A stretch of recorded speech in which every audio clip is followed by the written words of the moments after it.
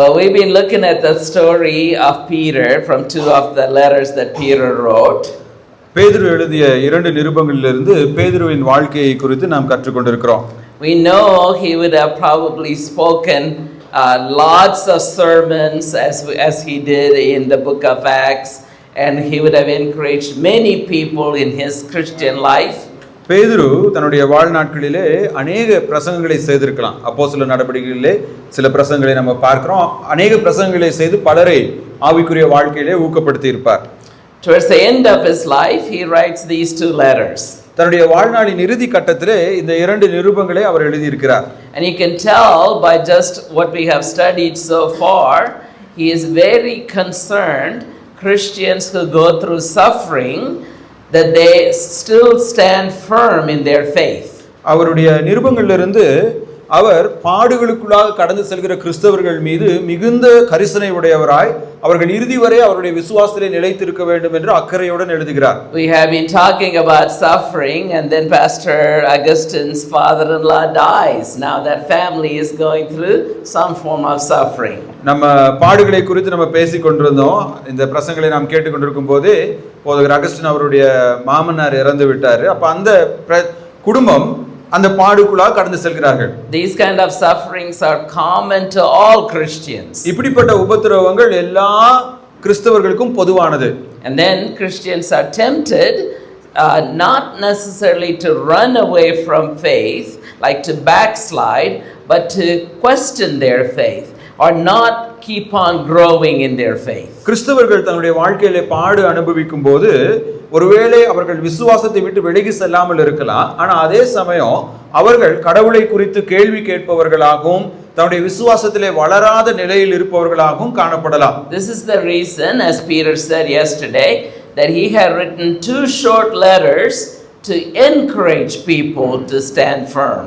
ஆகவேதான் பேதுரு இந்த 2 சிறிய நிருபங்களை எழுதி இப்படி உபத்திரவங்களாக கடந்து போகிறவர்கள் விசுவாசத்திலே வளர வேண்டும் என்று உற்சாகப்படுத்துகிறார். It's different than Paul's letters, because Paul's letters he was addressing problems in the churches. அப்போஸ்தலனாகிய பவுலுடைய கடிதங்களை காட்டிலும் இது வேறுபட்டது. ஏனென்றால் பவுலுடைய கடிதங்களிலே திருச்சபையில் காணப்பட்ட பிரச்சனைகளை குறித்து அவர் பேசுகிறார். But Peter is writing generally to about 5 different churches in 5 different locations on general principles. ஆனால் பேதுருவோ ஒரு குறிப்பிட்ட திருச்சபைக்கு இந்த கடிதத்தை எழுதாமல் 5 ஸ்தலங்களிலே இருக்கிற 5 வேறுபட்ட திருச்சபைகளுக்கு இந்த நிருபத்தை பொதுவாக எழுதுகிறார். Matter of fact, when they divided the New Testament, they have Gospels, they have Paul's letters, and this group of letters are called general letters. ஆகையினால்தான் புதிய ஏற்பாட்டை பிரிக்கும் போது முதலாவது சுவிசேஷ நூல்கள் என்றும் அதற்கு பின்பு பவுலின் நிருபங்கள் என்றும் அதற்கு பின்பாக வருகின்ற நிருபங்களை பொதுவான நிருபங்கள் என்று பிரித்திருக்கிறார்கள். Because the messages that are in these letters are applicable to Jews and Gentiles, people in modern day Turkey or those Cappadocia, Pontus, and also to people in India and people in America and Singapore. ஆகவேதான் இந்த கடிதங்கள் பொறுத்தவரை, இந்த பொதுவான கடிதங்களை பொறுத்தவரை இது எல்லா காலத்திலும் வாழ்கின்ற எல்லா மக்களுக்கும் பொதுவானது. ஒருவேளை அவர்கள் 1ஆம் நூற்றாண்டிலே துருக்கியிலே வாழ்ந்தவர்களாக இருந்தாலும் சரி, இல்லை என்றால் தற்போது இந்தியாவிலே வாழ்கின்ற நாமாக இருந்தாலும் சரி. In the first letter, we spent 2 days studying it, where he was encouraging people to look to the beautiful salvation that is coming to them, and in light of that, endure persecutions. முதல் நாளிலே நாம் கற்றுக்கொண்டது என்னவென்றால், விசுவாசிகள் வரப்போகின்ற மகிமையான எதிர்காலத்தை, நம்பிக்கையை மனதில் கொண்டு தங்களுடைய உபத்திரவங்களை அவர்கள் மகிழ்ச்சியோடு கடந்து செல்ல வேண்டும் என்று. And he talked about how the slave should behave, how the wife should behave, how the husband should behave, and all the people should behave, and the elders should behave, and the younger people should behave. ஆகவேதான் அவர் இப்படிப்பட்ட சூழ்நிலைகளிலே அடிமைகளாய் இருந்தவர்கள் எப்படி நடந்து கொள்ள வேண்டும், மனைவிமார்கள் எப்படி நடந்து கொள்ள வேண்டும், மூப்பர்கள் எப்படி நடந்து கொள்ள வேண்டும், வாலிபர்கள் எப்படி நடந்து கொள்ள வேண்டும் என்று பல ஆலோசனைகளை கொடுத்தார். In second Peter, he is addressing 3 topics, and one of them we looked at last night, a true apostle. 2 பேதுருவிலே 3 நபர்களை குறித்து பேசுகிறார். அதிலே ஒரு கூட்ட மக்களை குறித்து நேற்று நாம் வாசித்தோம். அவர்கள்தான் உண்மையான அப்போஸ்தலர்கள். For example, the true apostles will believe the scriptures as God's breath. மெய்யான அப்போஸ்தலர்கள் தேவன் அருளிய வேதாகமத்தின் மீது விசுவாசமுடையவர்களாக இருப்பார்கள். They believe and teach that God has given everything that the believer needs for their salvation. தேவன் இந்த வேதத்தை நமக்கு அருளினார். இந்த வேதத்திலே விசுவாசிகளுடைய ஆவிக்குரிய வாழ்க்கைக்கு உள்ள எல்லாவற்றையும் அவர் கொடுத்திருக்கிறார் என்பதை அவர்கள் நம்புவார்கள். They encourage them to continue to live in godly life, add knowledge, add brotherly love, add love to everything that they already have. மெய்யான அப்போஸ்தலர்கள் விசுவாசிகள் தேவனை பற்றும் அறிவிலே வளர்வதிலும் ஞானத்திலும் அன்பிலும் அவர்கள் பெருகவும் அவர்களை ஊக்குவிப்பார்கள். But sadly, just as there were true apostles and true teachers, there are also false apostles or false prophets and false teachers at that time. எவ்வாறு உண்மையான அப்போஸ்தலர்கள் சபையிலே காணப்பட்டார்களோ அதே போல கள்ள தீர்க்கதரிசிகளும் கள்ள போதகர்களும் சபையிலே காணப்பட்டார்கள். Just as we can spot good prophets or good teachers, we can also spot bad teachers or false teachers. நல்ல போதகர்களை நாம் அடையாளம் கண்டு கொள்வது போலவே போலியான போதகர்களையும் நாம் அடையாளம் கண்டு கொள்ளலாம்.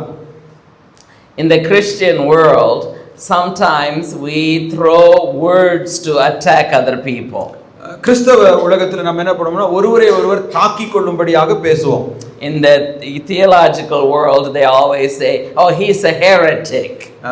இறையியல் கல்லூரிகளில் பார்த்தீங்கன்னா ஒரு சிலருடைய போதனைகளை கேட்டவனே சொல்லுவாங்க அது கள்ள போதகம்பா அப்படின்னு சொல்லுவாங்க. Now in America, they would say he's fundamentalist. இப்போ அமெரிக்காவில் வந்து என்ன பண்ணுவாங்க அப்படின்னா இவர் வந்து ஃபண்டமெண்டலிஸ்ட் அப்படின்னு சொல்லி நல்ல போதகர்களை அடையாளப்படுத்துவார்கள். The purpose of Peter to tell us about the false teachers is not for us to call names on those people, but to watch out for those people because they could corrupt us if we are not careful. இந்த அதிகாரங்களிலே அப்போஸ்தலனாகிய பவுல் கள்ள போதகர்களை நாம் எவ்வாறு அடையாளம் கண்டு கொள்வது என்ற ஆலோசனைகள் நமக்கு கொடுக்கும்போது அதன் நோக்கம் அவர்களை குறித்து நாம் தவறாக பேச வேண்டும் இல்லை அவர்களை நாம் தாக்க வேண்டும் என்பதற்காக அல்ல, மாறாக அவர்களை நாம் அடையாளம் கண்டு கொள்வதன் மூலமாக அவர்கள் நம்முடைய வாழ்க்கையை கரைப்படுத்தாமல் நம்மை நாமே விசுவாசத்தில் பாதுகாத்துக் கொள்ள முடியும். Here's the first and the most alarming of their characteristic, which is in verse 1, and he says, just as there were false prophets among the people, just as there will be false teachers among you, they will secretly introduce destructive heresies, especially denying the sovereign Lord who bought them, and they bring swift destructions upon them. இந்த கள்ள போதகர்களின் முதல் அடையாளம் இது மிகவும் ஆபத்தான ஒரு அடையாளமாக இருக்கிறது. அது அவருடைய தன்மையாகவும் இருக்கிறது. அதனை 2ஆம் அதிகாரம் முதல் வசனத்திலே நாம் வாசிக்கின்றோம். கள்ள தீர்க்கதரிசிகளும் ஜனங்களுக்குள்ளே இருந்தார்கள், அப்படியே உங்களுக்குள்ளும் கள்ள போதகர்கள் இருப்பார்கள். அவர்கள் கேட்டுக்கு ஏதுவான வேத பொருட்களை தந்திரமாய் நுழைய பண்ணி தங்களை கிரயத்துக்கு கொண்ட ஆண்டவரை மறுதலித்து தங்களுக்கு தீவிரமான அழிவை வருவித்துக் கொள்வார்கள். The first characteristic is that they will deny the Lord, the sovereign Lord who bought them. அவர்களுடைய முதல் அடையாளம் என்னவென்றால் தங்களை கிரயமாக கொண்ட இறையாண்மையுள்ள தேவனை அவர்கள் மறுதலிக்கிறவர்களாக இருப்பார்கள். Now it can come in many different ways. First of all, it can come where they say, I'm no longer a Christian. இது பல வழிகளிலே வெளிப்படலாம். சில கள்ள போதகர்கள் என்ன சொல்லலாம், நான் வந்து இனிமேல் கிறிஸ்தவத்தின் மேல நம்பிக்கையே வைக்கிறது இல்லப்பா அப்படின்னு வெளிப்படையா சொல்றவங்களா இருப்பாங்க.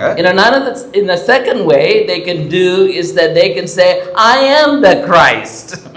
சில மனிதர்கள் என்ன சொல்வாங்கன்னா நான் தான் கிறிஸ்து அப்படின்னு சொல்லிக் கொள்வார்கள். Right? In both of those behaviors, they are denying who Jesus is, what Jesus did on the cross, and Jesus being the Lord of all of us. இப்படி இரண்டு பேருமே ஆண்டவராகிய இயேசு கிறிஸ்து யார், அவர் சிலுவையிலே நமக்காக என்ன செய்து முடித்தார் என்பதை மறுதலிக்கிறவர்களாக இருக்கிறார்கள். When I was little in Nagarkoil, India, Tamil Nadu, there was a preacher called the lorry preacher. ஐயா அவர்கள் வந்து சிறு வயதில் இருக்கிறப்ப தமிழ்நாட்டில் மிகவும் பிரபலமான ஒரு பிரசங்கியாளர் இருந்தார். அவர் பேரு lorry. Anybody here remember him? Oh yeah. There's a whole bunch of testimonies. நிறைய பேருக்கு தெரியும் அந்த பிரசங்கியாளர் யார் என்று. He would come to the village we lived in called Airenipuram, and he would bring people to the Lord. இவர் வசித்து வந்த அந்த ஐரேனியபுரம் என்ற கிராமத்துக்கு வந்து நிறைய பேரை வந்து ஆண்டவருக்குள்ளாக வழி நடத்துறேன்னு சொல்லியிருக்காரு. Because he would preach from the back of the lorry, he was called the lorry preacher. அவர் வந்து பாத்தீங்கன்னா ஒரு லாரியினுடைய பின்பக்கத்துல இருந்து தான் பிரசங்கம் பண்ணுவார் அந்த மேடையில் நின்னு. ஆகையினால அவரை லாரி அப்படின்னு சொல்லி அழைப்பார்கள். Then I went away to America and I came back and I asked my dad, what happened to lorry preacher? இவர் அமெரிக்காவுக்கு போயிட்டு கொஞ்சம் வருடம் கழிச்சு திரும்ப வந்ததுக்கு அப்புறம் அவங்க அப்பாட்ட கேட்டாராம் அந்த லாரி பிரசங்கியாளருக்கு என்ன ஆச்சு அப்படின்னு சொல்லி. I found out that he became a Hindu for a while, he became a Muslim for a while, he claimed he is God for a while. We don't know what happened to that man. கொஞ்ச நாள் அவர் என்ன பண்ணிருக்காரு, திடீர்னு இந்து மதத்துக்கு திரும்ப போயிருக்காரு, இஸ்லாமிய மதத்துக்கு திரும்ப போயிருக்காரு, கடைசியில நான் தான் கடவுள்னு சொல்லி அவர் என்ன சொல்லிருக்காரு, கடைசி அவருக்கு என்ன ஆச்சுன்னு தெரியாது. I yesterday talked about a fellow named David Koresh. நேற்றைய தினத்திலே டேவிட் கோரேஷ் என்ற ஒரு நபரை குறித்து நான் பகிர்ந்து கொண்டேன். He was a good Sunday school teacher. அவர் நல்ல ஒரு ஓய்வு நாள் பாடசாலை ஆசிரியர். And then his group is called the Dravidian because he claimed Davidians. He claimed he was David and then he claimed he was son of God. அப்புறம் அவர் என்ன பண்ணார்னா அவரை பின்பற்றுறவங்கள வந்து டேவிடியன்ஸ், அவர் பேர் டேவிட்ங்கிறனால டேவிடியன்ஸ் என்று அழைப்பார்கள். ஏன்னா அவர் தன்னை டேவிட் என்று சொல்லிக் கொண்டார். அதுக்கப்புறம் தான் தேவகுமாரன் என்றும் சொல்லிக் கொண்டார். There's a fellow in Manila, Jojo Boy, who was a great teacher for a long time, but now he is the son of God. ஜோஜோ பாய் என்று மணிலாவில் பிலிப்பீன்ஸ் நாட்டிலே ஒரு போதகர் இருக்கிறாரு, நல்ல அருமையான ஒரு போதகர். ஆனா திடீர்னு இப்ப அவர் நான் தான் மேசியா, நான் தான் தேவகுமாரன் சொல்லிட்டு இருக்காரு. Right? The first characteristic is that they will replace Jesus as the savior and put themselves as the savior. இப்ப ஒரு கள்ள போதகனுடைய ஒரு முதல் அடையாளம் என்னவென்றால் அவன் இயேசு கிறிஸ்துவுக்கு பதிலாக தன்னை உயர்த்துபவனாக, இயேசு கிறிஸ்துவின் இடத்தில் தன்னை வைத்துக் கொள்பவனாக இருப்பான். They secretly change who Jesus is with themselves as the new savior. அவர்கள் தந்திரமாய் இயேசு கிறிஸ்துவை இரட்சகர் என்பதை மறுதலித்து தங்களை இரட்சகரை போல் பிரதிபலித்துக் கொள்வார்கள். Sadly, they will have destruction. பரிதாபமான காரியம் என்னவென்றால் அவர்கள் அழிக்கப்படுவார்கள். We don't know at this moment, but eventually they will face destruction for what they are doing. ஒருவேளை இப்போது அவர்கள் அழிக்கப்படாமல் இருந்தாலும் அவர்களுடைய செயல்களுக்கான நியாய தீர்ப்பு நிச்சயம் அவர்களுக்கு கிடைக்கும். But before that though, they will destroy a whole bunch of people. Verse 2 says, many will follow their deprived conduct and will bring the way of truth into dispute. இரண்டாம் வசனத்துல பாருங்க, அவர்களுடைய கெட்ட நடக்கைகளை அநேகர் பின்பற்றுவார்கள், அவர்கள் நிமித்தம் சத்திய மார்க்கம் தூஷிக்கப்படும். Sad, right? I mean, if they only destroyed themselves, we don't have to be sad that much. But like David Koresh, when he died, he took 76 people with him. பாருங்க, என்ன ஒரு பரிதாபமான ஒரு காரியம். அந்த நபர்கள் தவறானதை நம்பி அவர்கள் அழிந்து போனா பரவாயில்ல, அவங்க கூட ஒரு பெரிய கூட்டத்தவே சேர்த்து அழிக்கிறாங்க. அந்த டேவிட் கோரேஷ் என்பவர் ஏறக்குறைய 78 பேரை தன்னோடு கூட சேர்த்து அழித்து கொண்டார். There was a fellow named Jim Jones in South America that had over 200 people. He poisoned the ball and then killed himself too. அதே போலதான் தென் அமெரிக்க பகுதியிலே ஜிம் ஜோன்ஸ் என்ற ஒரு நபர் இருந்தாரு. அவர் தன்னை தான் அழித்து கொண்டது மட்டும் இல்லாம 2000 மெம்பர்ஸ் 200 பேருக்கு அவர் வந்து விஷம் கொடுத்து அவர்கள் செத்ததுக்கு அப்புறம் இவரும் விஷம் குடிச்சு செத்து போயிட்டார். You can Google and find out about all these false teachers. இவங்கள பத்திலாம் நீங்க கூகுள்ல போய் பார்த்தீங்கனாலே எல்லா செய்தியும் உங்களுக்கு கிடைக்கும். Right? So the first thing is, if they start replacing Jesus, then you need to start doubting that person. யாராவது இயேசு கிறிஸ்துவுக்கு பதிலாக இல்ல இயேசு கிறிஸ்துவின் ஸ்தானத்தில் தங்களை வைத்து பிரதிபலிப்பார்கள் என்றால் அவர்களை குறித்து நீங்கள் மிகவும் எச்சரிக்கையாக இருக்க வேண்டும். There are many people not only in the eastern world but also in the western world, but not only mystic people like this but also even scholars. இப்போ மேற்கத்திய உலகத்திலும் சரி கிழக்கத்திய உலகத்திலும் சரி இப்படிப்பட்ட அநேக கள்ளப்போதர்கள் இருக்கிறார்கள். இந்த கள்ளப்போதர்கள் அனுபவங்களை மாத்திரம் மையப்படுத்துகிறவர்கள் அல்ல, மாறாக நன்றாக படித்த மேதைகளும் கூட கள்ளப்போதர்களாக மாறிவிடுகிறார்கள். We know many of them in the theological world. இறையியல் கல்லூரியிலே இருப்பவர்களுக்கு அப்படிப்பட்ட நன்கு படித்த மேதைகள் கள்ளப்போதனை போதிப்பதை குறித்து அறிவு இருக்கும். Recently, a scholar who graduated from Moody Bible College and Wheaton Bible College became an agnostic. சமீபத்திலே பிரசித்தி பெற்ற மூடி வேதாகம கல்லூரியிலும் வீட்டன் வேதாகம கல்லூரியிலும் பயின்ற ஒரு நபர் கடவுளை சந்தேகிப்பவராக மாறிவிட்டார்.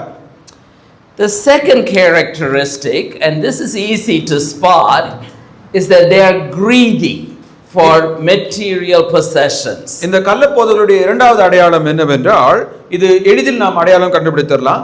அவங்க பொருள் ஆசையுடையவர்களாய், பண ஆசையுடையவர்களாய் இருப்பார்கள். And because of that, they would exploit the people with fabricated stories. அவர்கள் பண ஆசையின் நிமித்தம் நய வஞ்சகமான கதைகள் மூலமாக விசுவாசிகளை வஞ்சிக்கிறவர்களாக இருக்கிறார்கள். When I was in college, I heard this story with my own ears. ஐயா அவர்கள் கல்லூரியிலே படித்துக் கொண்டிருந்த போது அவர் கேட்ட ஒரு கதை. There was a famous healing ministry preacher in America.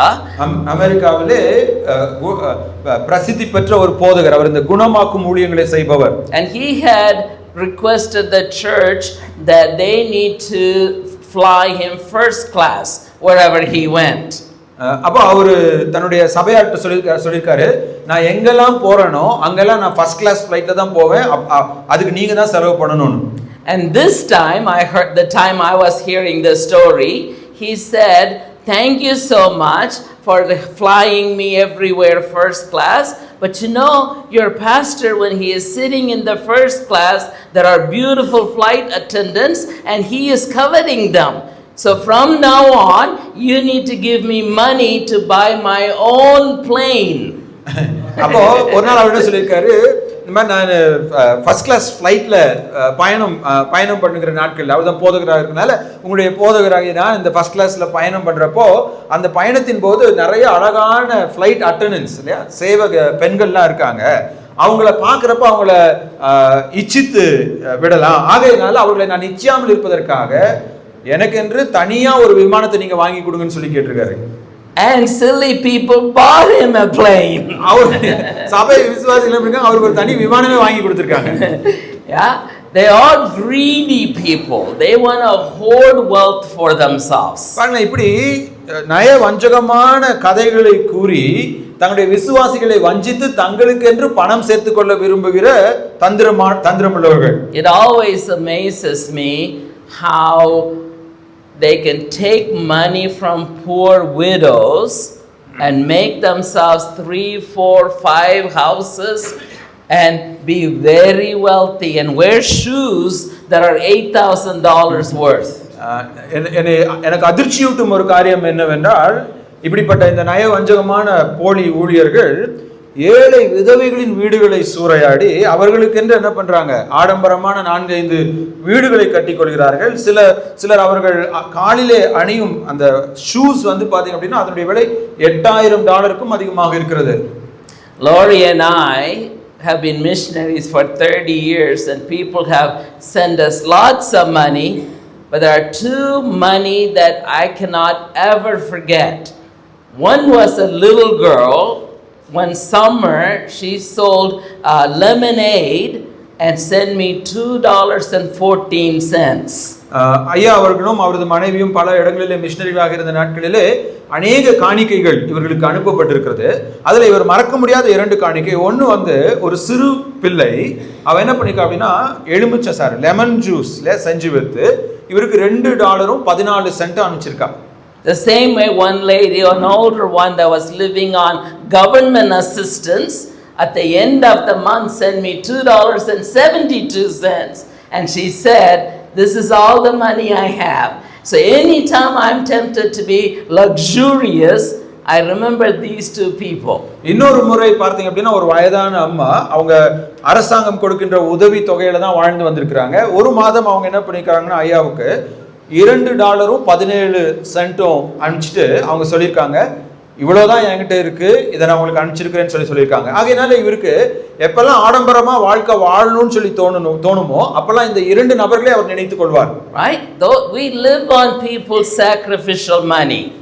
நாம் ஊழியர்களாகிய நாம் விசுவாசிகளுடைய தியாகமான காணிக்கையில் தான் வாழ்ந்து கொண்டிருக்கிறோம். And we shouldn't exploit the people. ஆகையினால நமக்கு காணிக்கை கொடுக்கும் விசுவாசிகளை நாம் ஏமாற்றக்கூடாது, சூறையாடக்கூடாது. False teachers will. கள்ள போதகர்கள் தங்களுக்கு காணிக்கை கொடுக்கிறவர்களை சூறையாடுகிறவர்களாக இருக்கிறார்கள். They will say, if you will send me 1,000 rupees, I will send you a little bottle of water. அவங்க சொல்வாங்க, நீங்க எனக்கு ஒரு 1000 ரூபாய் அனுப்பிச்சீங்கன்னா உங்களுக்கு நான் என்ன பண்ணுவேன், ஒரு சின்ன பாட்டில்ல தண்ணி அனுப்புவேன். You can send me 100 rupees and I'll give you a big bottle. அவங்க அப்படி சொன்னா, நீங்க எனக்கு ஒரு 100 ரூபாய் அனுப்பிச்சீங்கன்னா நான் உங்களுக்கு பெரிய பாட்டிலே தண்ணி கொடுத்துருவேன். Right? Why would we want to send money when we have a high priest to whom we don't have to pay any money and we can tell him all of our problems and he directly takes it to the Father? ஏன் நம்ம ஒரு ஊழியக்காரர்கிட்ட போயிட்டு எனக்காக ஜெபித்துக் கொள்ளுங்கள் என்று காணிக்கை கொடுக்க வேண்டும்? நமக்கு ஒரு பிரதான ஆசாரியன் இருக்கிறார், ஆண்டவராகிய இயேசு கிறிஸ்து. அவர்கிட்ட பணமே கொடுக்காம நம்ம ஜெபம் பண்ணாலும் அவர் உடனடியாக பிதாவினிடத்திலே நம்முடைய விண்ணப்பங்களை செலுத்தி நமக்கு பதில் பெற்று தருகிற வல்லமை உள்ளவராய் இருக்கிறார். So don't give anybody money. Keep them to yourself. ஆகையினால யார்கிட்டயும் போய் எனக்காக ஜெபம் பண்ணுங்கன்னு சொல்லி நீங்க என்ன பண்ண வேண்டாம், காணிக்கை கொடுக்க வேண்டாம். Right? Because we have direct access to God the Father. ஏனென்றால் கிறிஸ்துவின் மூலமாக பிதாவினிடத்திலே சேரும் பாக்கியத்தை நாம் பெற்றிருக்கிறோம். Now he said earlier in verse 2, they will face destruction, and again he would say in verse 3, they will face destruction. It is hanging over them. முதல் வசனத்துல கள்ள போதகர்களுக்கு தீவிரமான அழிவு வரும் சொன்ன பேதுரு, 3ஆம் வசனத்திலையும் அவர்களுடைய அழிவு உறங்காது என்று அவர் சொல்கிறார்.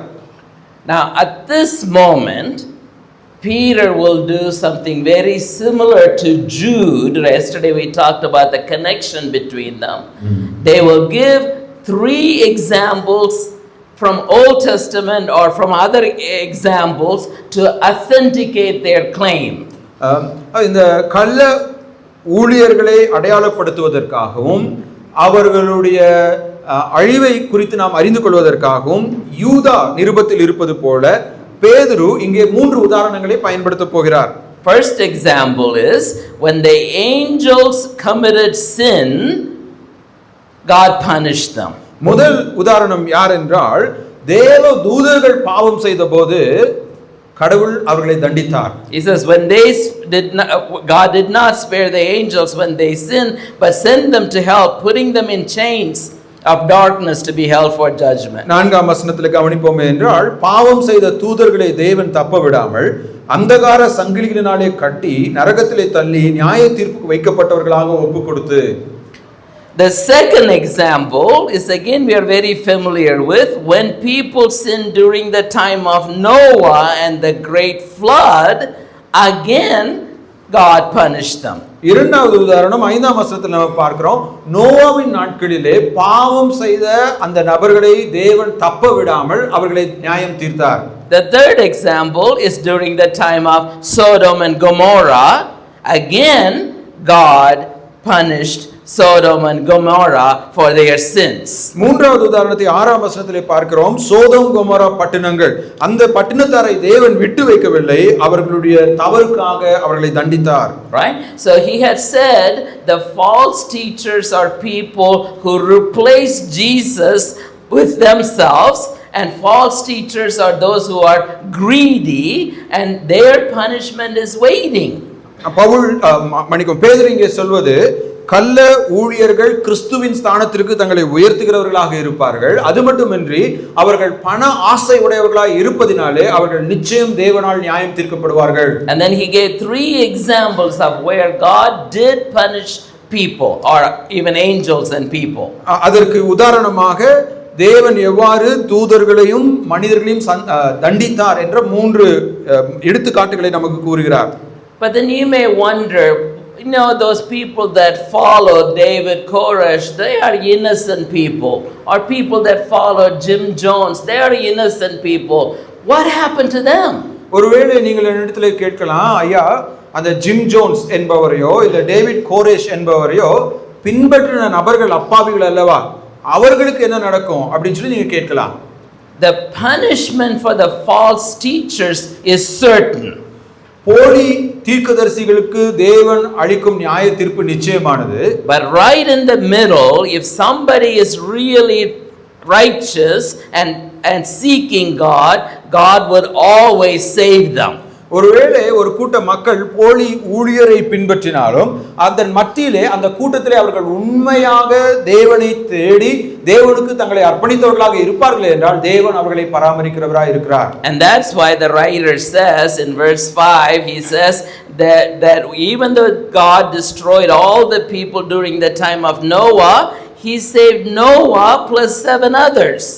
அதற்கு உதாரணமாக தான் 5ஆம் வசனத்தில் அவர் சொல்றாரு, நோவாவின் நாட்களிலே தேவன் எல்லோரையும் அழித்தாலும் அங்கே அவர் 8 பேரை காப்பாற்றினார் என்று வேதத்திலே கூறப்பட்டிருக்கிறது. In the same way during Sodom and Gomorrah, he again saved Lot, a righteous man who was living right in their midst. Sodom Gomorrah என்ற பாவம் நிறைந்த ஒரு பட்டணத்திலே லோத் வாழ்ந்து வந்தாலும் அவன் நீதிமானாய் இருந்தபடியினாலே தேவன் அந்த லோத்தை பாதுகாத்தார் என்று வேதம் கூறுகிறது.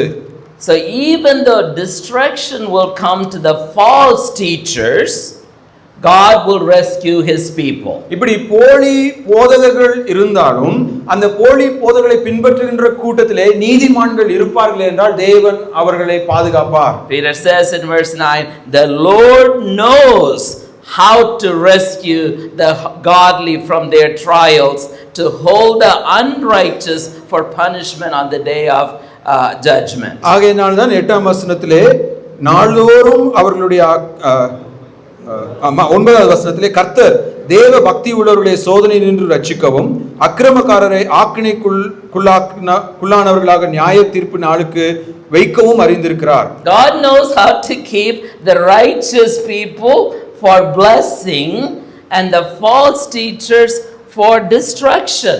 தேவன் நீதிமான்களை ஆசீர்வாதத்திற்கென்று பிரித்தெடுக்கவும் அதே போல துன்மார்க்கரை தண்டிப்பதற்கும் வல்லமை உள்ளவராக இருக்கிறார். We read a couple of days ago, yesterday earlier, that God is the one who discerns.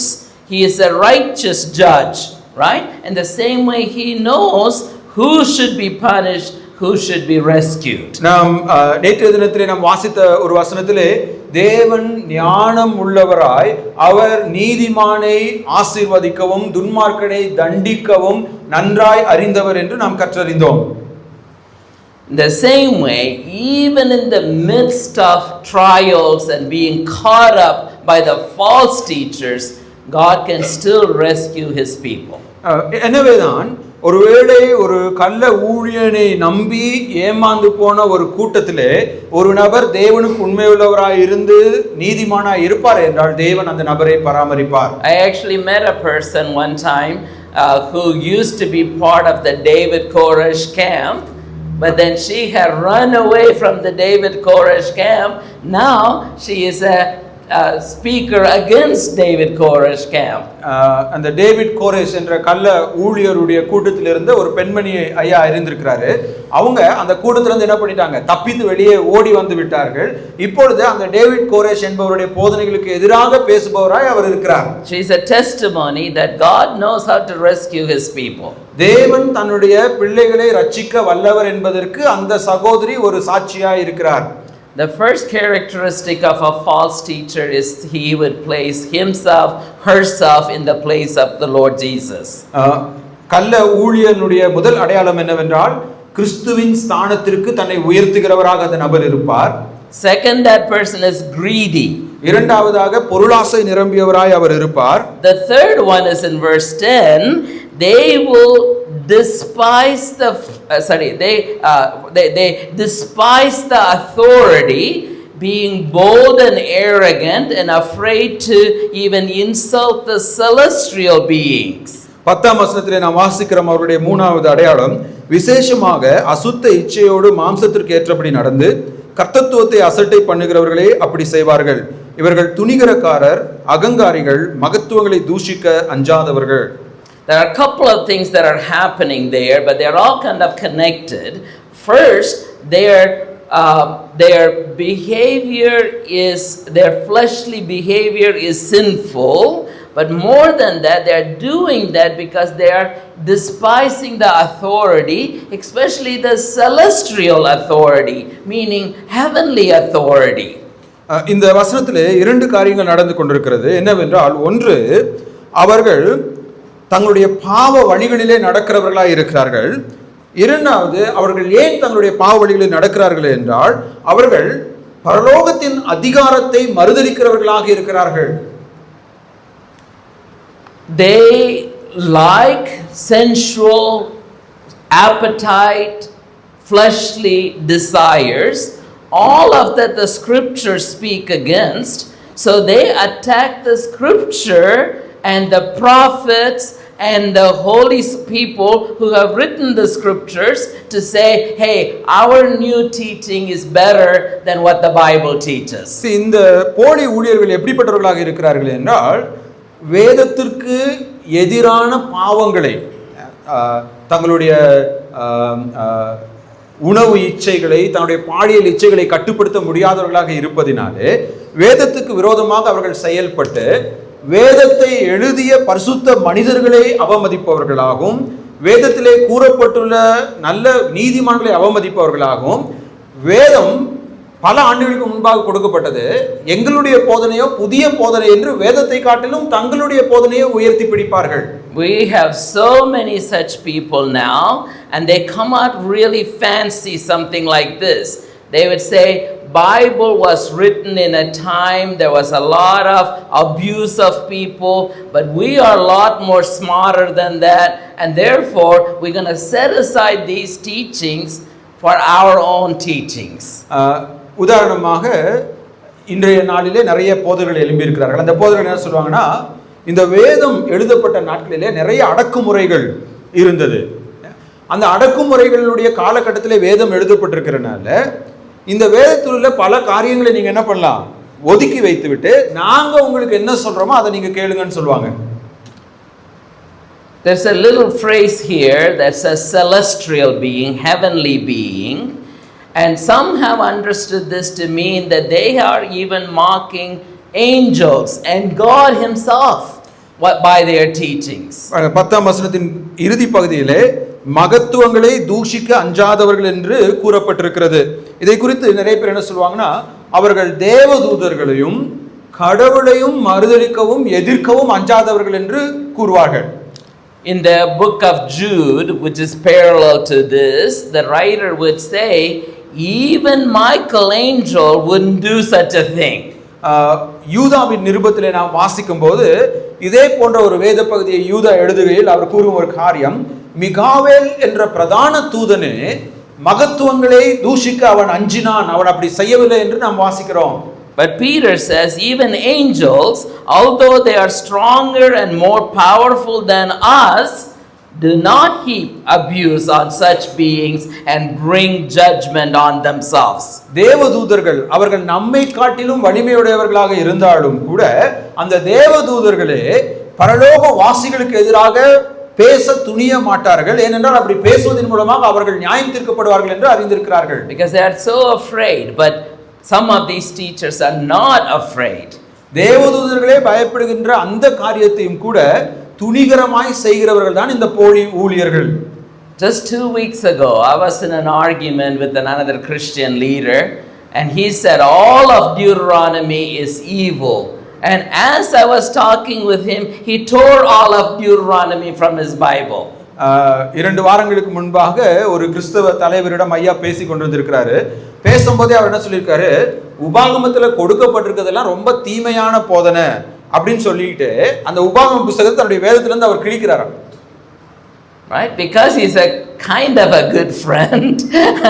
I don't want to call him a false teacher, but I did say to him, you know, this is dangerous path you are walking on. ஒருவேளை அந்த நபர் ஐயாவுக்கு மிகவும் நெருக்கமான ஒரு நண்பராக இருந்தனால அவர் முகத்தை பார்த்து, நீ ஒரு கள்ள ஊழியன் என்று இவர் சொல்ல விரும்பாம அவர் என்ன சொல்லிருக்காருன்னா, இது மிகவும் ஆபத்தான ஒரு செயல், இதை செய்யக்கூடாது என்று சொல்லியிருக்கிறார். Peter comes back and says they don't understand what they are doing. பேதுரு அவர்களை குறித்து பேசும்போது என்ன சொல்றாருன்னா, இந்த போலி போதகர்கள் தாங்கள் என்ன செய்கிறார்கள் என்பதை அறியாமல் செய்கிறார்கள் என்று கூறுகிறார்.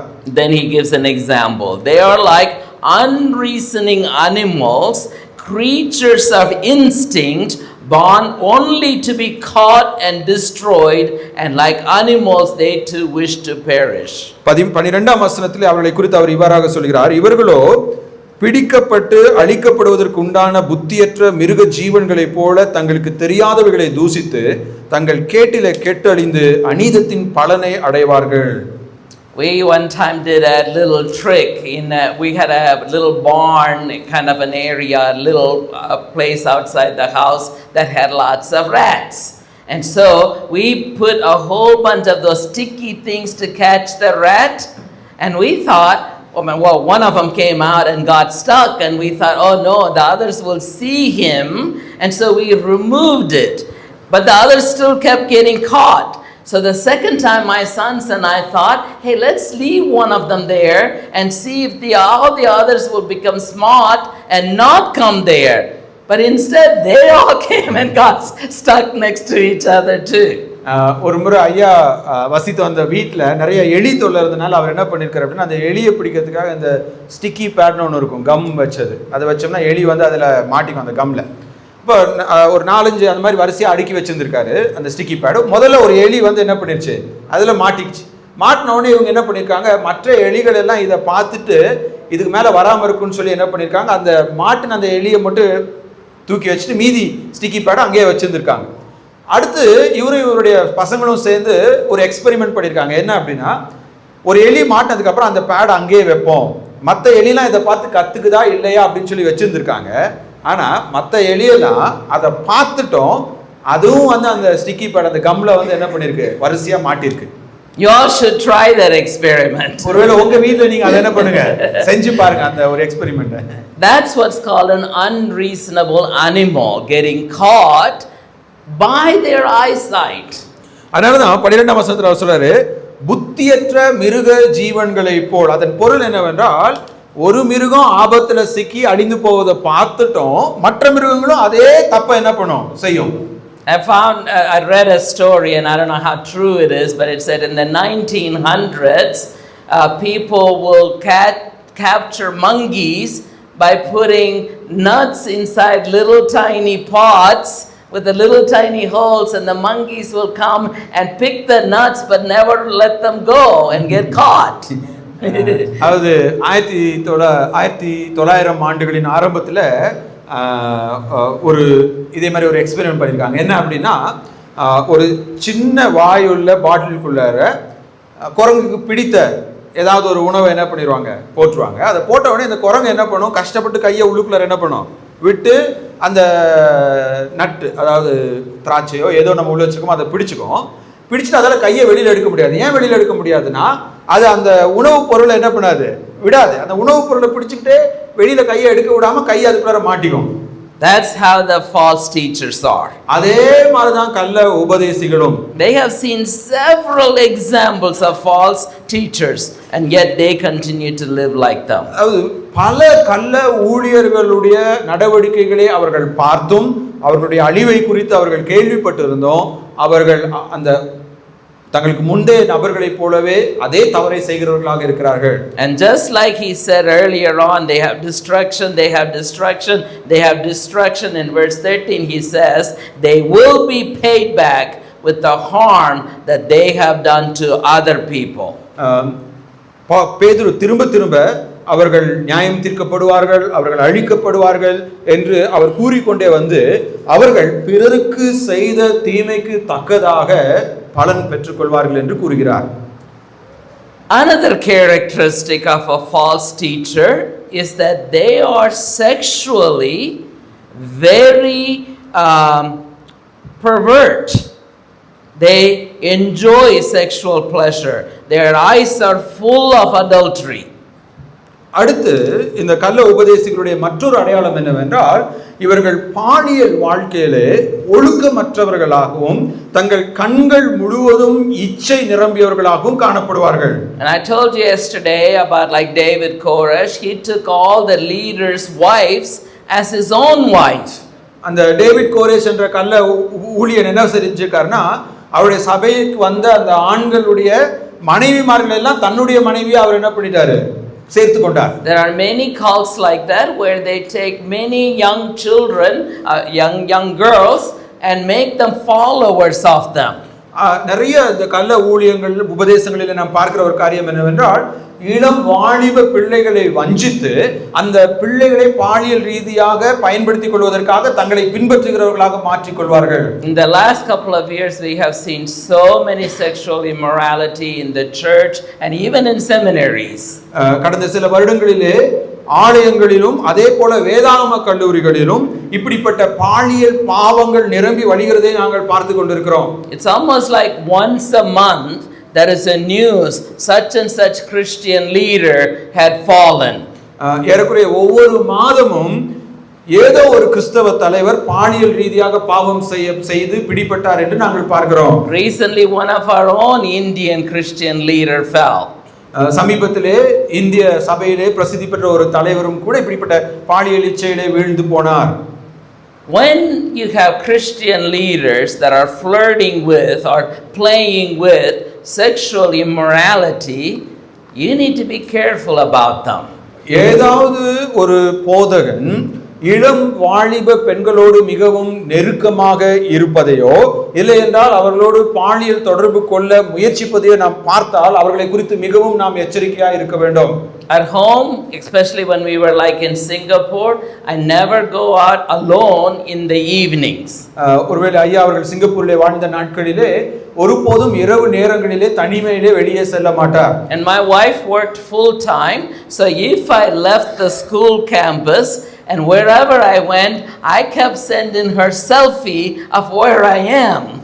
ஒருவேளை இவருடைய மனைவி முழு நேர வேலை செஞ்சிட்டு இருந்தனால இவர் எங்கேயாவது தனிமையில போவாரு என்றால் அவர் எங்கெல்லாம் இருக்கிறாரோ அங்கிருந்துலாம் ஒரு செல்ஃபி எடுத்து அவங்க மனைவிக்கு அனுப்பிச்சு விடுவாரு. It was very needed in Singapore because it's one of the few countries in the world adultery is legal. இதை ஏன் அவர் சொல்றாரு அப்படின்னா சிங்கப்பூர்ல விபச்சாரம் என்பது சட்டபூர்வமாக்கப்பட்டிருக்குது. Right? But it's happening everywhere. ஆனா அது இன்னைக்கு நிறைய இடங்கள்ல நிறைய நாடுகள்ல விபச்சாரம் சட்டபூர்வமானதாக மாற்றப்பட்டு கொண்டிருக்கிறது. I was staying in a pretty nice fancy hotel last weekend and I had a knock at the door. You want any special services? ஐயா அவர்கள் வந்து போன வாரம் ஒரு நல்ல ஒரு ஹோட்டல்ல தங்கி இருந்தபோது திடீர்னு ஒரு தடவை என்ன பண்ணிருக்காங்க யாரோ கதவை தட்டிட்டு அந்த ஹோட்டல்காரங்க கேட்டிருக்காங்க உங்களுக்கு ஏதாவது ஸ்பெஷல் ட்ரீட்மெண்ட் வேணுமான்னு சொல்லி கேட்டிருக்காங்க. In India. இந்தியாவில் right? When a teacher makes light of sexual matters and plays around with sexual issues, perhaps he or she is a false teacher. கிறிஸ்தவ உலகத்திலேயே போதகர்களோ இல்ல சபையில் உள்ள ஊழியர்களோ இப்படி இளம் பெண்களோடு அதிக நெருக்கமாகவோ இல்ல பாலியல் ரீதியாக தொடர்பு கொள்ள விரும்பினாலோ அவர்களுடைய போதகமும் ஒரு கள்ள போதகமாக தான் இருக்கும். Again, Peter gives us an illustration from the Old Testament. Verse 15 he says, they have left the straight way and wandered off to follow the way of Balaam, son of Bezer, who loved the wages of wickedness. He was rebuked for his wrongdoing by a donkey, an animal without speech, who spoke with a human voice and restrained the prophet's madness. 15-16 வசனங்களில் நாம் வாசிக்கின்றோம், செம்மையான வழியை விட்டு தப்பி நடந்து பேயாரின் குமாரனாகிய பீலேயாமின் வழியை பின்பற்றி போனவர்கள் அவன் அநீதத்தின் கூலியை விரும்பி தன்னுடைய அக்கிரமத்தின் நிமித்தம் கடிந்து கொள்ளப்பட்டான். பேசாத மிருகம் மனுஷர் பேச்சை பேசி தீர்க்கதரிசியினுடைய மதிகேட்டை தடுத்தது. These kind of teachers that don't live above reproach, they are Balaam's donkey. வேதத்திலே ஒரு ஊழியன் குற்றம் சாட்டப்படாதவனாய் இருக்க வேண்டும் என்று வேதம் கூறுகிறது. அப்படி குற்றம் சாட்டப்படுகிறவர்கள் அவர்கள் பேலியாளின் வழியிலே பின்பற்றி ஒரு கழுதையின் மூலம் தேவனுடைய செய்தியை கேட்க தகுதியுடையவர்களாக இருக்கிறார்கள். This is one reason I think Jesus sent all his disciples 2 by 2. Accountability. ஒருவேளை இந்த ஒரு காரணத்தினால்தான் இயேசு கிறிஸ்து தன்னுடைய சீஷர்களை அனுப்பிய போது அவர்களை இரண்டு நபர்களாக அனுப்பினார்கள். ஏனென்றால் ஒருவர் மற்றொருக்கு கணக்கு ஒப்புவிக்க வேண்டியவராய் இருக்க வேண்டும். This is one reason all of us Christian ministers, pastors and lay leaders, we really need to always have accountability. ஆகையினால்தான் நாம் அனைவரும் குறிப்பாக ஊழியத்திலே இருப்பவர்கள் யாராவது ஒருவருக்கு கணக்கு ஒப்புவிப்பவர்களாக இருப்பது அவசியம். Always have a person that you can report to. எப்போதுமே நீங்கள் என்ன செய்கிறீர்கள் என்று சொல்லக்கூடிய ஒரு நபரை நீங்கள் வைத்துக் கொள்ளுங்கள். My wife and I have this rule when I'm working on my phone or I'm working on the computer, if Lori says banana, I have to show the computer immediately to her. ஐயாவுக்கும் அவங்க மனைவிக்கும் இடையே ஒரு ஒப்பந்தம் இருக்கு. அது என்னன்னா, இவர் ஒருவேளை ஃபோன்லயோ கம்ப்யூட்டர்லயோ ஏதாவது பார்த்துட்டு இருக்காரு, ஏதாவது செஞ்சுட்டு இருக்காரு அப்படின்னா அவங்க மனைவி பனானா அப்படின்னு சொன்னாங்கன்னா உடனே இவர் என்ன பண்ணணும், இவர் என்ன செய்து கொண்டிருக்கிறார் அப்படின்னு சொல்லி அந்த கம்ப்யூட்டர் ஸ்கிரீனையோ இல்ல போனையோ திருப்பி அவங்க மனைவிக்கு காட்டணும். Right? Because men we can do secret stuff with our computers and our phones. ஏனென்றால் ஆண்களாகிய நாம் ரகசியமாக நம்முடைய கம்ப்யூட்டர்லயும் போன்லயும் நிறைய காரியங்கள் பார்க்கலாம், செய்யலாம். Right? I have a friend that because of modern technology, whenever he calls me or sends me a text, I have to send him a location map from my Google map so that he knows I am where I told him I will be. ஐயாவுக்கு ஒரு நல்ல நண்பர் இருக்காரு. எப்பொழுதுமே அவருக்கும் இவருக்கும் நல்ல நட்புறவு இருப்பதனால அவர்கிட்ட சொல்வார், நான் இங்கே போறேன்னு சொல்லிட்டு போவார். இவர் போனதுக்கு அப்புறம் அவர் ஃப்ரெண்ட் என்ன பண்ணுவார்னா ஒரு மெசேஜ் அனுப்புவார், நீ எங்க இருக்கிற அப்படின்னு சொல்லி. அந்த மெசேஜ் அவர் அனுப்பிச்ச உடனே இவர் உடனே கூகுள் மேப்ல போய் தான் எந்த இடத்துல இருக்கிறாருன்னு என்ன பண்ணணுங்க, ஸ்பாட் பண்ணி அதை அவங்க நண்பருக்கு அனுப்பணும். I shared that place yesterday and today with him. ஒருவேளை நேற்றைய தினத்திலையும் இன்றைய தினத்திலையும் கூட அவர் எங்க இருக்கிறேன் அப்படின்னு சொல்லி அவருடைய நண்பருக்கு அனுப்பிச்சிருக்காரு. அப்ப அவர் நண்பருக்கு வந்து ஓகே அவர் சொன்ன இடத்துல தான் இருக்கிறாருன்னு உறுதி செய்து கொள்ள முடியும்.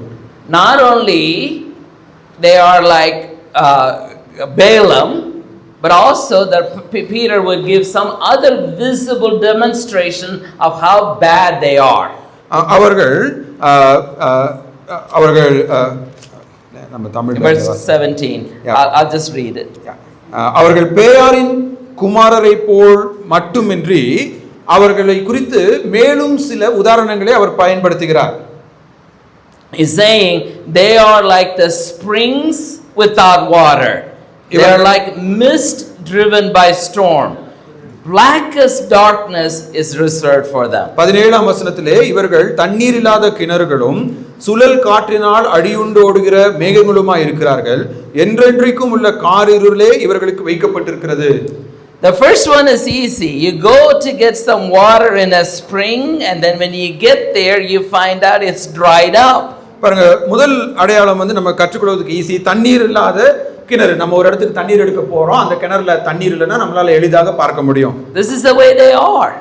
இவர்கள் தண்ணீர் இல்லாத கிணறாய் இருக்கிறார்கள். They act like they have the words of wisdom, they have the spring of eternal life, but when you really get to know them, they are empty, they are dry. அவர்கள் தங்களை ஞானிகளைப் போலவும் தங்களை பரிசுத்தவான்களைப் போலவும் வெளியே காண்பித்துக் கொண்டாலும் அவர்களிடத்திலே நாம் சென்று பேசும்போது அவர்கள் பக்தியற்றவர்களாக நம்முடைய ஆவிக்குரிய வாழ்க்கையிலே நம்மை வளர்க்க அவர்களிடத்திலே ஒன்றும் இல்லாதவர்களாய் இருக்கிறார்கள். Second is also pretty familiar if we change it from mist to clouds. Right? When I went to see my dad 2 weeks ago, he said Nagarkoil has not had any rain. And then he said, look, the clouds are coming. Except the clouds came and clouds went, no rain. In Tamil it's translated as clouds. Oh, good. Wonderful. தமிழ்ல வந்து பாத்தீங்கன்னா சுழல் காற்றினால் அடியுண்டு ஓடுகிற மேகங்களுமாய் இருக்கிறார்கள் என்று மொழிபெயர்க்கப்பட்டிருக்கு. ஐயா அவர்கள் வந்து தன்னுடைய தகப்பனாரை 2 வாரத்துக்கு முன்னாடி பார்க்க போன போது அவங்க தகப்பனார் சொல்லியிருக்காரு, ரொம்ப நாளா நாகர்கோயில்ல மழையே பெய்யல, ஆனா பாரு இப்ப மேகம் வருது அப்படின்னு சொல்லியிருக்காரு. Right? And we know a good cloud is good news. if it pours rain. பாருங்களேன், இந்த மேகங்கள் வருது அப்படிங்கிறப்ப அந்த மேகங்கள் மழை பெய்தால் அது நல்ல செய்தியாக இருக்கும். The false teachers promise so many good things, but they don't deliver. இந்த கள்ள உபதேசிகள் எப்படிப்பட்டவர்களாக இருக்கிறார்கள் என்றால், நிறைய நல்ல காரியங்கள் நடப்பது போல செய்வது போல அவர்கள் சொல்லிக் கொண்டாலும் அவர்கள் அவற்றில் ஒன்றையும் செய்வதில்லை. Peter says their mouth is empty, boastful words, and appalling to the lustful desires of the flesh. They entice people who are escaping from those who live in error. They promise them freedom, while they themselves are slaves of depravity. Men are slaves for whoever they are mastered by them. 18-19 வசனங்களில் அவர் சொல்கிறார், வஞ்சகமாய் நடக்கிறவர்களிடத்திலிருந்து அரிதாய் தப்பினவர்களிடத்தில் இவர்கள் அகந்தையான வீண் வார்த்தைகளை பேசி மாம்ச இச்சைகளினாலும் காம விகாரங்களினாலும் அவர்களை தந்திரமாய் பிடிக்கிறார்கள். தாங்களோ கேட்டுக்கு அடிமைகளாய் இருந்தும் அவர்களுக்கு சுயாதீனத்தை வாக்குத்தத்தம் பண்ணுகிறார்கள். எதினால் ஒருவன் ஜெயிக்கப்பட்டிருக்கிறானோ அதற்கு அவன் அடிமைப்பட்டிருக்கிறானே. What's sad about them, when you look at the next verse, they actually once were freed by the Lord Jesus, but then they went back and entangled themselves in these trouble. இந்த வசனங்களிலே கூறப்பட்டிருக்கிற நபர்களை குறித்த பரிதாபமான காரியம் என்னவென்றால், அவர்கள் முதலில் ஆண்டவராகிய இயேசு கிறிஸ்துவின் மீது நம்பிக்கை வைத்து அவரை பின்பற்றி இருந்தாலும் தங்களுடைய கள்ள போதனைகளினாலே அவர்கள் கிறிஸ்துவை விட்டு விலகி வீணரானார்கள். Instead of getting better and better and better in their freedom in Christ Jesus, they took a about turn and went back to where they were. அவர்கள் கிறிஸ்துவுக்குள்ளாக வளர்ந்து கிறிஸ்து அருளும் சுதந்திரத்தை அனுபவிப்பதை விட்டுவிட்டு அவர்கள் மீண்டும் தங்களுடைய பாவ வழிகளிலே போய் சிக்கிக் கொண்டார்கள். And he gives some two horrible illustrations. The first one is better than the second, I think. You wash a pig, take it out of the mud that he is in. You wash that pig and you leave it in the house, and the first chance he has, he runs back into the mud and rolls on it. அவர் இரண்டு உதாரணங்களை இங்கே பயன்படுத்துகிறார். அதுல ஒரு உதாரணம் கொஞ்சம் நல்ல உதாரணம் தான். அந்த முதல் உதாரணம் என்னவென்றால், ஒரு பன்றியை நம்ம என்ன பண்றோம், எடுத்து அதை குளிப்பாட்டி சுத்தம் செய்து வைத்தாலும் அதுக்கு எப்ப சான்ஸ் கிடைக்குதோ கிடைச்ச உடனே அது போய் என்ன பண்ணும், சேற்றிலே படுத்து புரளும். We had a dog that used to do the same. ஐயா அவர்கள் ஒரு நாய் வளர்த்தாங்க. அந்த நாயும் அதே தான் பண்ணும், குளிப்பாட்டின உடனே சேத்துக்கு தான் அது ஓடும். It didn't like the soap smell, so it would go back and roll it on poop. அவர் என்ன பண்ணுவார், அந்த நாய்க்கு வந்து சோப்பு வாசனை வந்து என்ன பண்ணாது, பிடிக்காது. ஆகையினால் அது என்ன பண்ணுன்னு சொல்லி கேட்டீங்க அப்படின்னா, அது உடனடியாக சேற்றிலே போய் மலத்திலே புரண்டு விடும். The second illustration is even horrible for me to think about. Dog going back to eating what it vomited. இரண்டாவது உதாரணம் அதை விட மோசமான உதாரணம். அது என்னன்னு சொல்லி கேட்டீங்க அப்படின்னா, நாய் தான் கக்கினதை தின்ன திரும்ப செல்லும்.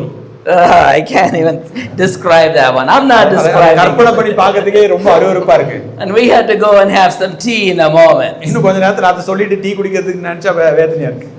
Now think about this. Both of them, their second stage was worse than the first stage. இப்போ இந்த நாய் பன்றி இந்த இரண்டு உதாரணத்தை சிந்தித்து பாருங்க. அந்த இரண்டு விருகங்களுடைய முன் நிலைமையை காட்டிலும் பின் நிலைமை பரிதாபமானதாக இருந்தது. This is what Peter says in verse 21, says it would have been better for them not to have known the way of righteousness than to know it and then turn back on the sacred command that was passed on to them. இதை குறித்து தான் பேதுரு என்ன சொல்கிறார் என்றால், அவர்கள் நீதியின் மார்க்கத்தை அறிந்த பின் தங்களுக்கு ஒப்புவிக்கப்பட்ட பரிசுத்த கற்பனையை விட்டு விலகுவதை பார்க்கிறோம். அதை அறியாதிருந்தார்களானால் அவர்களுக்கு நலமாய் இருக்கும் என்று 21ஆம் வசனத்திலே கூறுகிறார். Right, their latter stage is worse than their former stage. அவர்களுடைய முன் நிலைமையை காட்டிலும் பின் நிலைமை மிகவும் மோசமானதாக இருந்தது. Right, and I'm not going to call Dr. Ravi Zacharias a false teacher. ஒருவேளை நம்ம எல்லாரும் அறிந்த டாக்டர் ரவி சக்கரியாஸ் என்பவரை ஒரு கள்ள போதகர் என்று நான் அழைக்கப் போவதில்லை. I was greatly impressed by him. I looked up to him because he and I belong to what's called the Zebra Club. We married white ladies. ஒருவேளை நீங்க பாத்தீங்க அப்படின்னா அவர் மேல இவர் ரொம்ப நல்ல மதிப்பு வச்சிருந்தாரு. அது மட்டும் இல்லாம மேலை நாடுகளில் வந்து ஒரு இந்தியர் வந்து ஒரு வெள்ளைக்கார பெண்மணியை திருமணம் செய்து அதை வந்து ஜீப்ரா கிளப் அப்படிம்பாங்க, கருப்பும் வெள்ளையும் ஒன்னா கலந்துச்சு அப்படின்னு சொல்லி. அதே மாதிரி அவரும் ஒரு மேலை நாட்டு பெண்ணை திருமணம் செய்திருந்தார். His testimony after what he did is horrible compared to who he was before that time. ஒருவேளை அவர் மரித்த பின்பு அவரை குறித்து வெளிவந்த அவருடைய சாட்சி மிகவும் பரிதாபமானது. அது எந்த அளவுக்கு பரிதாபமானதுன்னா, அவர் ரட்சிக்கப்படுவதற்கு முன்பதாக அவருடைய நிலை எப்படி இருந்ததோ அதை விட மோசமான நிலையாக இருந்தது. Right? Before he became an apologist, none of us knew who he was. ஒருவேளை அவர் இந்த நல்ல ஒரு கிறிஸ்தவ தர்க்கவாதியாக அப்பாலஜிஸ்டா வருவதற்கு முன்பதாக அவருடைய வாழ்க்கை எப்படி இருந்தது நமக்கு தெரியாது. We didn't care who he was. அவர் யாரும் நமக்கு கவலைப்பட்டதும் கிடையாது. He would have been a nice, gentle Christian somewhere in Chennai. ஒருவேளை சென்னையிலயோ வேற எந்த பகுதியிலயோ ஒரு நல்ல ஒரு கிறிஸ்தவராக அவர் இருந்திருக்கலாம். But then he became a Christian. அவர் ஒரு விசுவாசியாக மாறின பின்பு, a preacher, an apologist and a well-known person. ஒரு நல்ல ஒரு பிரசங்கியாளராக, ஒரு நல்ல ஒரு தர்க்கவாதியாக, உலக பிரசித்தி பெற்ற ஒரு ஊழியராக அவர் மாறின பின்பு, all of that is good. But then when he fell, his latter stage became much worse than his former stage. அவ்வளவு பிரசித்தி பெற்ற ஒரு மனிதனாக அவர் இருந்தாலும் கூட, அவர் பாவத்திலே வீழ்ந்த பின்பு, அவர் பாவத்திலே வீழ்ந்த நிலை அவர் ரட்சிக்கப்படுவதற்கு முன்பதாக இருந்த நிலையை காட்டிலும் பரிதாபமானதாக மாறிவிட்டது. Right? That's just an example, like the dog or the pig that we've been reading about. இது ஒரு நாயோ பன்றியோ தன்னுடைய முன்னிலைமையை காட்டிலும் மோசமான ஒரு நிலைக்கு செல்வதை போன்றதுதான். Now Peter had only one purpose in talking about all these false teachers. இந்த 2ஆம் அதிகாரத்திலே கள்ள உபதேசிகளை குறித்து பேதுரு கூறும் இந்த காரியங்கள் எல்லாவற்றிலும் அவருக்கு ஒரே ஒரு நோக்கம் தான் உண்டு. His purpose is only to protect God's people. அந்த நோக்கம் என்னவென்றால் தேவ மனிதர்களை அப்படிப்பட்ட நபர்களிடமிருந்து பாதுகாப்பது. Not to fight against all those false teachers. அந்த கள்ள உபதேசிகளுக்கு எதிராக சண்டை போடுறதோ விவாதிப்பதோ பேதுருனுடைய நோக்கம் அல்ல. He knows God is faithful to keep his people. பேதுருக்கு தெரியும் கடவுள் தன்னுடைய பிள்ளைகளை பாதுகாக்கிறவராக இருக்கிறார். But as a person, he himself was tempted in the past. He wants to encourage the fellow Christians so that they could be victorious in their temptations. பேதுரு தன்னுடைய சோதனைகளிலே அவர் வீழ்ந்து போனதினாலே தன்னை போல வேறு யாரும் சோதனைகளின் மத்தியிலே அகப்பட்டு வீழ்ந்து போகக்கூடாது என்ற நல்ல நோக்கத்தோடு தான் இவைகளை நமக்கு எழுதி கொடுக்கிறார். Remember, this is the same Peter who betrayed Jesus 3 times, saying, I don't know him, I don't know him, I don't know him. இந்த அதிகாரத்தை எழுதின அதே பேதுரு தான் 3 முறை இயேசு யார் என்று எனக்கு தெரியாது என்று மறுதலித்தவர். And he knew God protected him. அவருக்கு தெரியும் அந்த வீழ்ச்சியிலிருந்து தேவன் தான் அவரை பாதுகாத்து உயர்த்தினார். Same way he knows God will protect his people. அதே போல்தான் தன்னுடைய பிள்ளைகளை எந்த சூழ்நிலையிலும் தேவன் பாதுகாப்பார் என்ற நம்பிக்கை அவருக்கு இருந்தது. But at the same time he wants to also encourage his people so they don't fall trapped to these false teachers. ஆனால் அதே சமயம் இந்த கள்ள உபதேசிகளின் போதகத்தை கேட்டு தேவ பிள்ளைகள் ஒருபோதும் வஞ்சிக்கப்படக்கூடாது என்ற நல்ல நோக்கத்தோடு தான் இந்த உபதேசங்களை அவர் கொடுக்கின்றார். Just as the true prophets, true apostles are easy to spot, false teachers are also easy to spot. எப்படி நல்ல ஊழியர்களை அடையாளம் கண்டு கொள்வது எளிதோ அதே போல்தான் இப்படிப்பட்ட கள்ள போதகர்களையும் எளிதாக நாம் அடையாளம் கண்டு கொள்ள முடியும். False teachers replace Jesus by themselves. கள்ள உபதேசிகள் இயேசு கிறிஸ்துவின் ஸ்தானத்திற்கு தங்களை உயர்த்துகிறவர்களாக இருப்பார்கள். They like greedy, wealthy stuff for themselves. அவர்கள் பொருளாசை உடையவர்களாய் ஆடம்பர வாழ்க்கை வாழ வேண்டும் என்று விரும்புவார்கள். They are like springs without water. அவர்கள் தண்ணீர் இல்லாத கிணறுகளை போன்றவர்கள். They teach good but their life is empty. அவர்கள் நல்ல வார்த்தைகளை பேசுபவர்கள் ஆனால் அவர்களுடைய வாழ்க்கையோ தேவ பக்தியை மறுதலிக்கிறதா இருக்கிறது. They do sensual stuff.